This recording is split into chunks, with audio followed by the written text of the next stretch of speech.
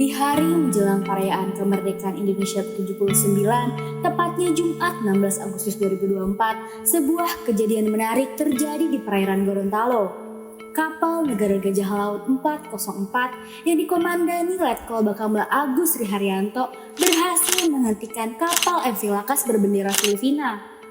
Kapal ini mencurigakan karena membawa muatan ilegal tanpa dokumen penting seperti Certificate of Analysis, Certificate of Origin, dan Certificate of Seafarer Declaration. Lebih mengejutkan lagi, kapal ini memuat 10.545 metrik ton wood pellet yang diduga ilegal.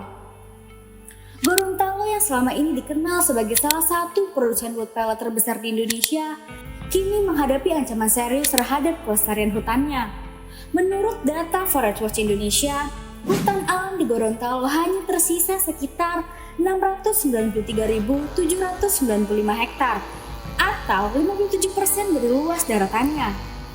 Angka deforestasi dalam periode 2017 hingga 2023 juga masih tinggi, mencapai 35.770 hektar, sebuah angka yang bikin was-was. Yang bikin miris, di tengah tren global menuju energi terbarukan, Gorontalo justru terseret dalam proyek bioenergi nasional yang semakin memperburuk keadaan. Dengan luas lahan mencapai 282.100 hektar dan 10 izin operasi, Gorontalo jadi salah satu wilayah terbesar yang terlibat dalam proyek ini. Proyek bioenergi ini yang memanfaatkan lahan dari perkebunan kelapa sawit, hutan tanaman industri, dan lahan eks hak pengusahaan hutan memberikan jalan bagi korporasi untuk mengeksploitasi hutan demi produksi wood pellet. Dua perusahaan besar, PT Inti Global Laksana dan PT Banyan Tumbuh Lestari, jadi aktor utama dalam produksi wood pellet di Gorontalo.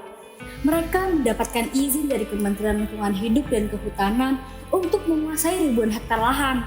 Selain itu, PT Gema Nusantara Jaya dan PT Gorontalo Cerita Lestari yang sebelumnya fokus pada produksi kayu untuk pertukangan, kini juga banting setir ke bisnis bioenergi. Ancaman makin nyata dengan rencana penerbitan 6 izin baru yang akan mengkapling 180.000 hektar lahan eks HPH di berbagai kabupaten seperti Pahuato, Bualemo, dan Gorontalo Utara.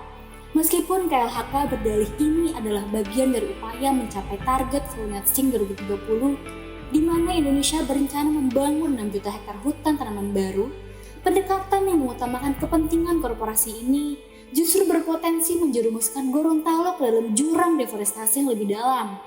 Anggi Prayoga, juru kampanye FPI, dengan tegas menyatakan bahwa deforestasi terencana yang terjadi di Gorontalo akibat proyek bioenergi ini tidak bisa dibenarkan. Menurutnya, pemanfaatan kayu dari hutan alam gak akan pernah jadi solusi buat transisi energi yang sesungguhnya. Dengan sebagian besar wood pellet Gorontalo diekspor ke Jepang dan Korea Selatan, provinsi ini telah memenuhi 94% dari total ekspor wood pellet Indonesia ke kedua negara tersebut. Namun, di balik angka-angka ekonomi itu, hutan Gorontalo terus digerogoti deforestasi besar-besaran. Proyek bioenergi ini bukan solusi untuk transisi energi yang berkelanjutan. Sebaliknya, ini adalah ancaman serius yang bisa merusak masa depan hutan dan ekosistem di Gorontalo, serta kehidupan masyarakat lokal yang bergantung padanya.